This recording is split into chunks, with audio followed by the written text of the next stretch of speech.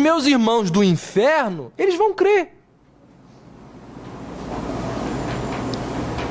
Gente, o argumento desse homem aqui é extremamente difundido nos dias de hoje. A ideia aqui qual é? Se um morto ressuscitar,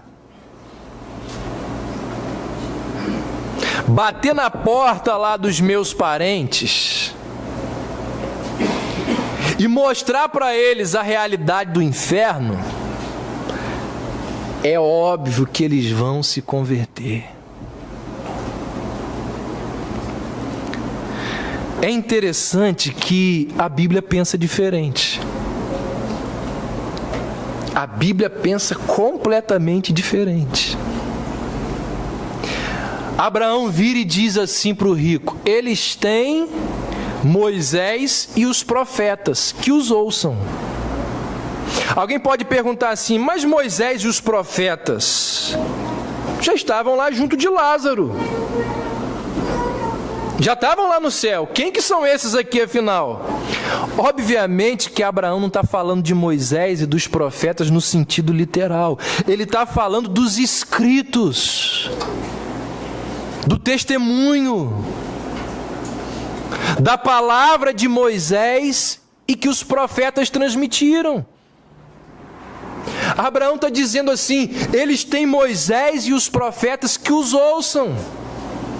Gênesis, escrito por Moisés, mostra o Criador, a queda do homem, a necessidade da salvação.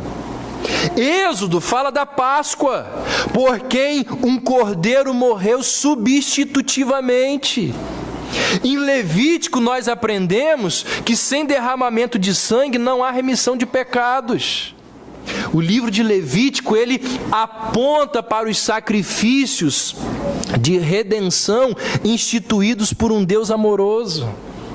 Números relata lá a serpente de bronze erigida no deserto, e todo homem que olhasse para ela seria curado e receberia vida. Em Deuteronômio, nós vemos as relações de aliança que Deus faz com o seu povo. O que esse homem está dizendo? Eles têm Moisés. Que leiam Moisés. Abre a Bíblia. Vai ler a Bíblia. É a Bíblia que livra a pessoa do inferno. Eles têm Moisés. Eles têm mais do que Moisés. Eles têm os profetas.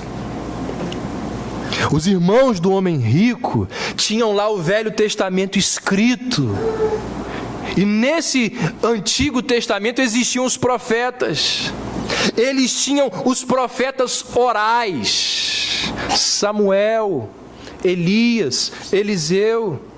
Eles tinham os profetas escritores, como Isaías, Jeremias, Ezequiel, Daniel e tantos outros. Eles tinham livros que falavam de Cristo. Moisés e os profetas deram testemunho de Jesus Cristo.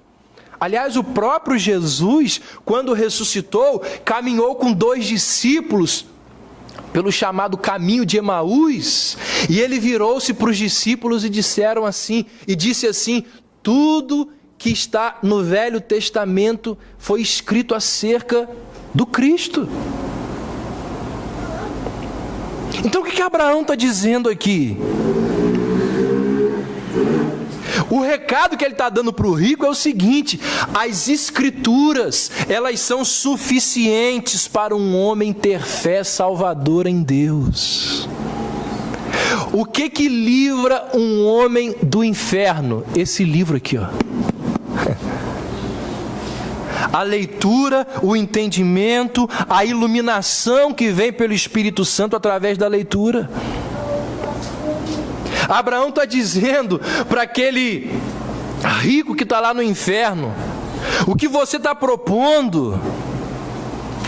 Livrar alguém de um destino cruel? Quem faz isso são as Escrituras. O homem rico, ele insiste, mesmo depois que ele fala isso, que Abraão diz, ele insiste, ele diz no verso 30, não, pai Abraão, não. Moisés e os profetas não. Se alguém dentre os mortos for falar com eles, é isso que vai fazer eles se arrependerem. Agora você imagina como que seria um culto evangelístico como esse aqui. Seria uma coisa sensacional, né? Pensa aí no convite que você vai dar para uma pessoa não crente para vir num culto evangelístico como esse. Na próxima semana, na Igreja Batista Reformada, orador especial vindo diretamente da eternidade. Somente uma apresentação. Não deixe de ouvir esse visitante que vem de outro mundo. Imagina. Pensa aí numa pessoa que você conhece. Aliás, que você conhecia. Pensa aí numa pessoa que você conhecia que morreu. Para ficar melhor ainda, uma pessoa que morreu recentemente. Pensa aí. Imagina que essa pessoa aparece lá na sua sala, depois que você ficar apavorado, der vários gritos e se acalmar, essa pessoa vira para você e diz assim: olha, a vida que você está levando é uma vida de pecado, de iniquidade. Eu voltei aqui para te dar um recado. Se você não mudar de vida, você vai para o inferno. Sumiu. Vocês acham que isso ia causar impacto na sua vida, na vida de alguma pessoa? Esse rico achava que sim. Ele diz assim: ô pai Abraão, Moisés e os profetas não, manda alguém ressuscitar, porque quando ressuscitar é um negócio muito diferente e todo mundo vai acreditar, meus irmãos vão acreditar. Isso é ilusão, gente. Isso é ilusão. Se você quer ver como que isso é ilusão, depois você lê em casa o 12º capítulo do Evangelho de João. Diz a Bíblia que Jesus ressuscitou a Lázaro. De onde veio Lázaro? Do outro mundo. Lázaro ressuscita e Lázaro, diz a Bíblia, que ele começa a falar e a dar testemunho do Cristo. As pessoas se converteram? Pelo contrário. Diz João 12:10 que as pessoas, ao ouvir Lázaro dando testemunho, tentaram assassiná-lo. Tentaram matá-lo.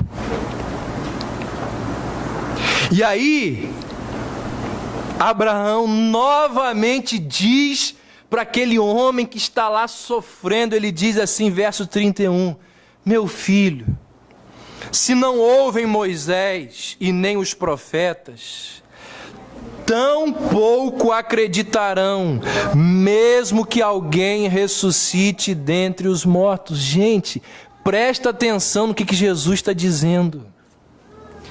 A Bíblia está dizendo que conversão não depende de coisas espetaculares e sobrenaturais.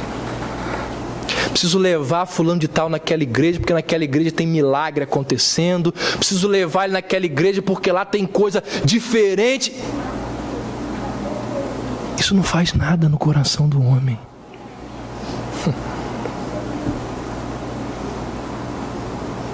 Não faz nada. Nós achamos que os milagres, as coisas portentosas e sobrenaturais vão fazer alguma coisa na mente e no coração do homem. Lê do engano.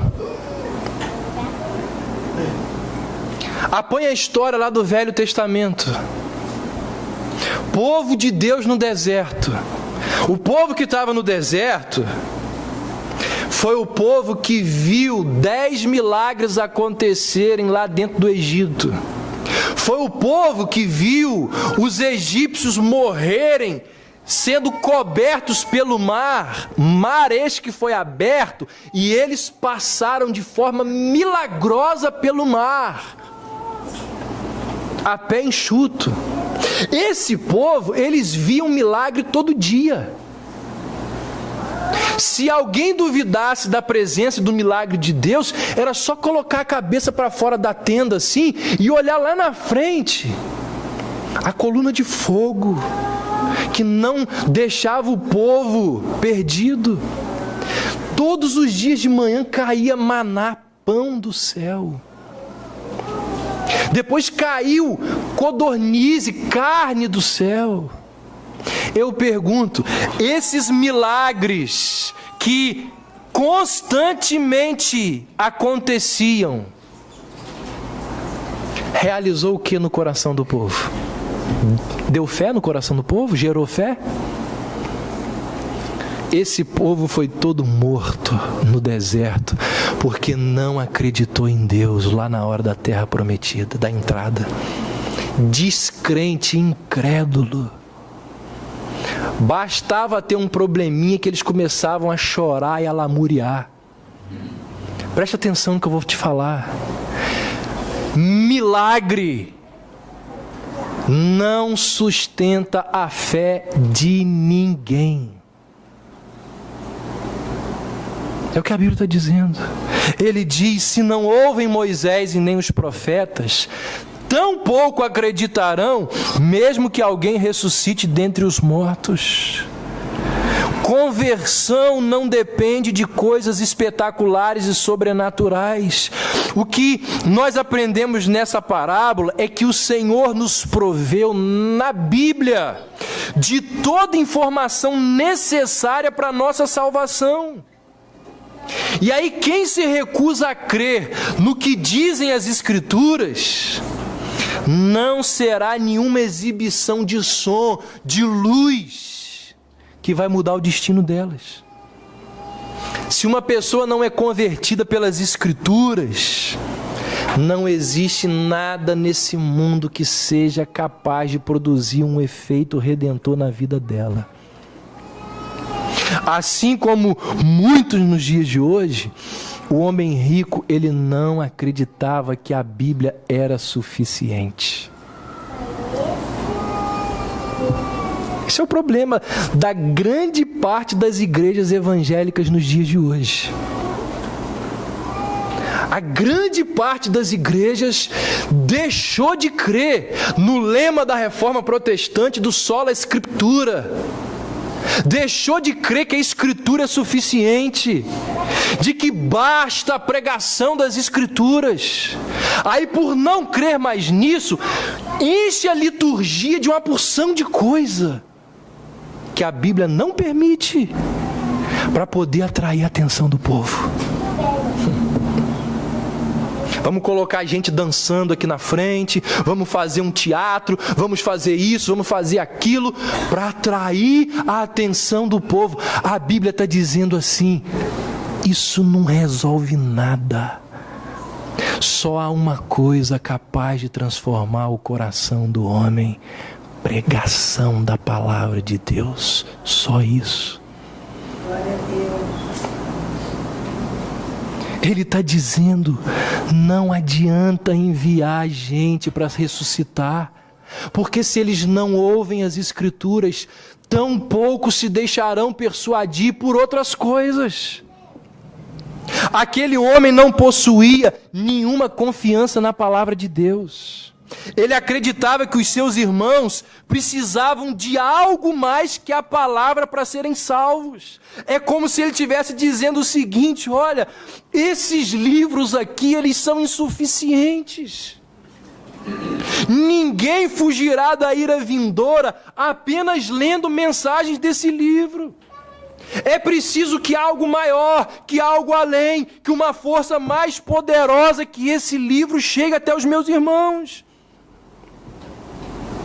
Gente, olha que coisa irônica, olha que coisa impressionante, porque quem está falando isso era um judeu, um filho de Abraão, mas ele não acreditava na palavra de Deus.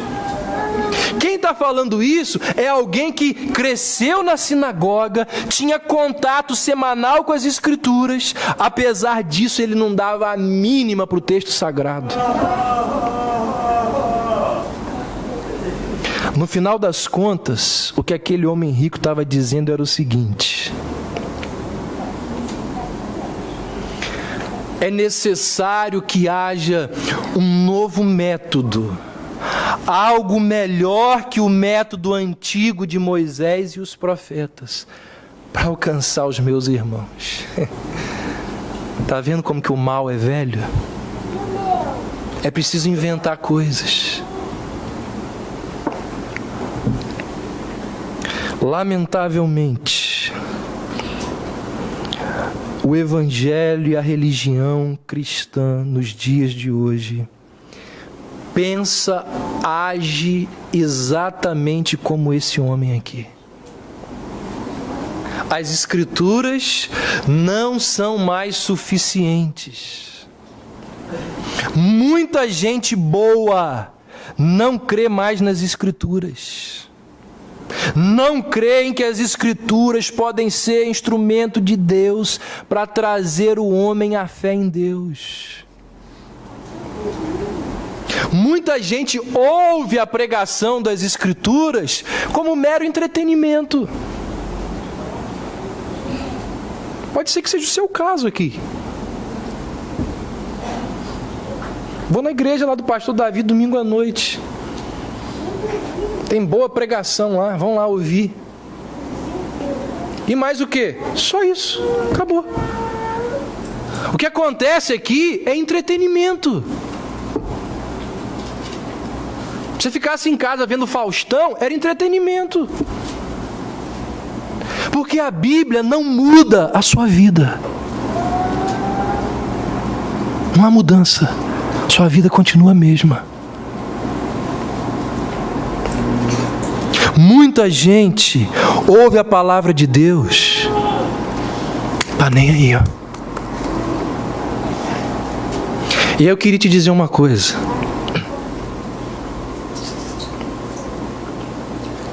Com toda compaixão e seriedade, se você não está disposto a deixar que a Bíblia mude a sua vida, não venha mais a essa igreja. É melhor para você. Aliás, não vá em igreja nenhuma. Porque a Bíblia diz, Mateus 7, que quanto mais luz, maior a condenação. Quanto mais nós sabemos de Deus, maior será o nosso juízo. Não venha.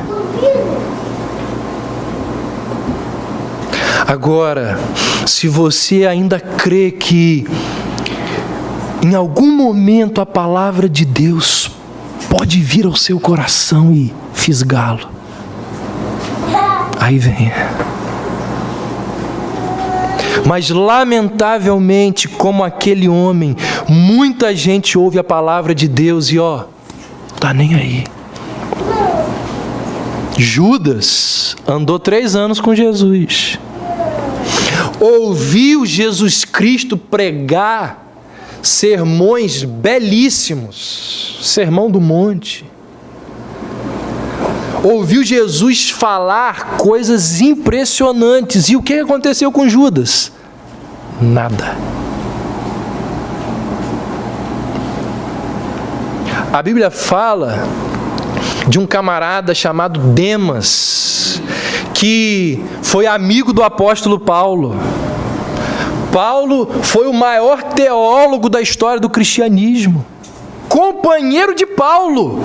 O que aconteceu com Demas? Nada. Abandonou. Paulo abandonou a Bíblia, abandonou o Senhor. O que a pregação, o ensino de Paulo fez em Demas? Nada. Grande parte dos evangélicos do nosso país acredita que milagres e sinais produzem arrependimento. Assim como aquele que ouve a Escritura e não dá a menor bola para ela, não dá a menor atenção, existem aqueles que desprezam as Escrituras, valorizando e enfatizando os milagres. Deixa eu falar uma coisa para vocês. Segundo a Bíblia, não é que os milagres não produzem fé. Segundo a Bíblia, isso pode acontecer até o contrário, sabia disso? Pode acontecer até endurecimento.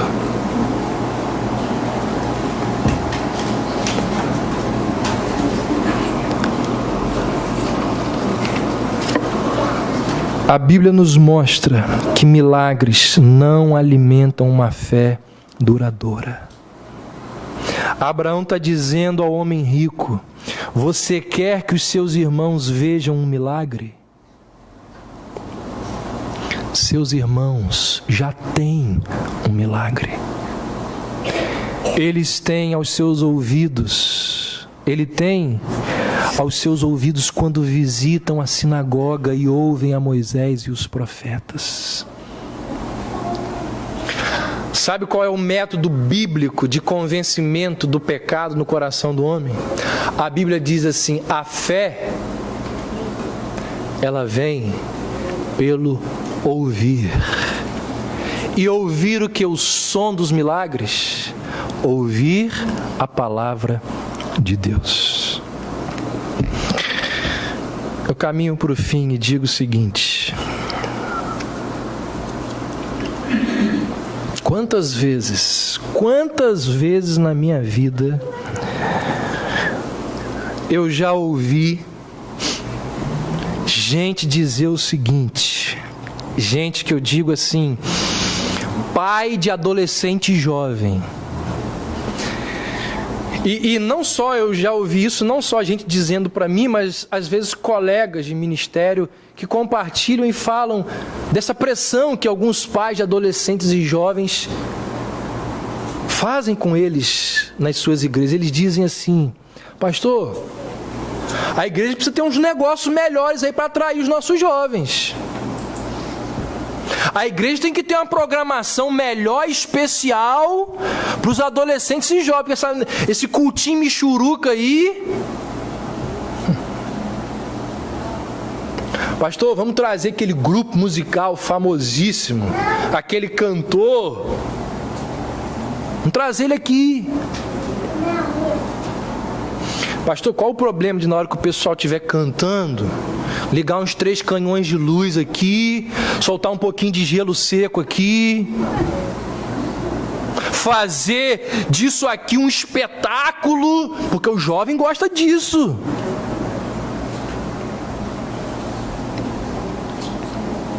Meus irmãos,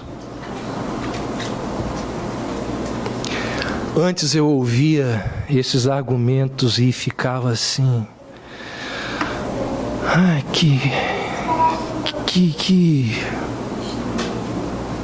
meu sentimento era às vezes de raiva, mas hoje eu tenho compaixão dessas pessoas. Sabe por quê? Porque elas estão perdidas. Elas estão sem orientação, gente. Elas estão achando que são essas coisas que vão fazer o coração do filho, da filha dela amar a Jesus. E vou dizer uma coisa para vocês que são pais. Eu entendo a sua luta por ver os seus filhos aos pés de Cristo. Eu entendo isso. Gente, deve ser assim, a maior dor do mundo deve ser ver um filho, uma filha longe de Deus.